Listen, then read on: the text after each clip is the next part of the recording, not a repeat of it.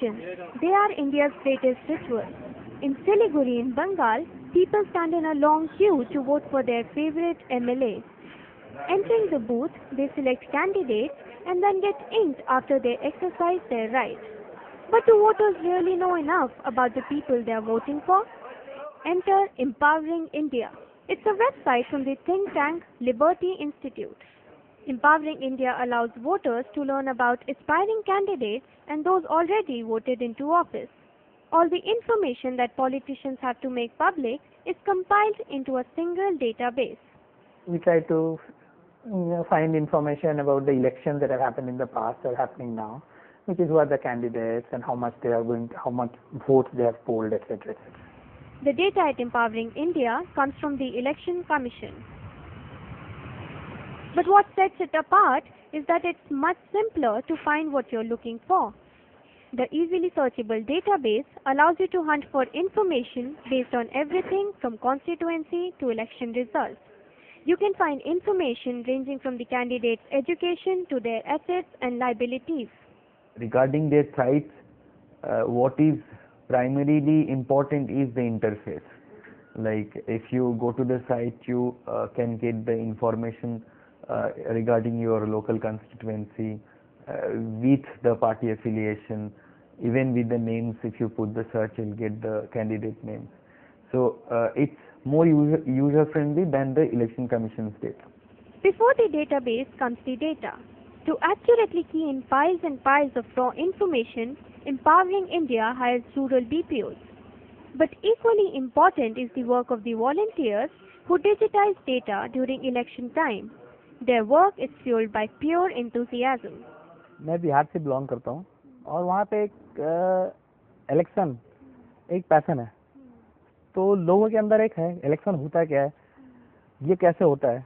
तो empowering India limited की site से ये मुझे पता चला कि एक कैंडिडेट के बारे में क्या हम जान सकते हैं. मैंने इनके डेटा एक्सप्लोर करने स्टार्ट किए. मैं डाउनलोड करके मैं उसको देखता था, स्टडी करता था. बस ऐसे ही अचानक से इनसे कांटेक्ट हो गया इनके ऑफिस से. फिर इन्होंने बताया कि एस्पेक्ट्स हैं कि आप इसमें काम कर सकते हो. मैं उसमें डाटा एंट्री करता था. इसमें मेरी एक टीम थी पूरी जिनसे मैं एंट्री करवाता था. Of course, eagerness isn't enough when you're dealing with complex databases and steep deadlines. Getting the right people is also crucial. The first challenge was big because we didn't come with IT background, and therefore we needed people who can implement the ideas that we had. Second, of course, was the problem, which is more a logistical problem, of getting the data in good time. The affidavit data comes only in the last 2 weeks of the election. That means we barely have a few days to digitize the data.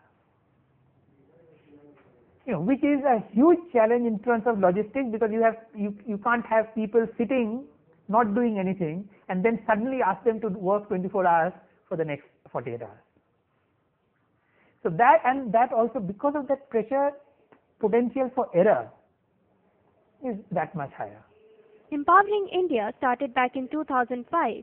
The website is now in its third iteration and has evolved both technologically and in terms of content. What you are seeing today, has come after almost 4 or 5 years of trial and error, and this is our third generation thing. We have had previous attempts and where the content of the data and its presentation was much simpler. Now it is much more sophisticated. We started working with Empowering India in 2008 when Barun came in and he wanted to digitize the affidavit, wherein the affidavits are the candidate affidavit which they file in every year for the election purposes.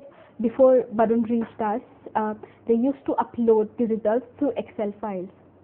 Now, though that Excel file, they were supposed to wait until they get the results as well, because that was just one Excel file which included everything. So and that was actually a cumbersome job because the Excel sheets become big enough to upload into the system.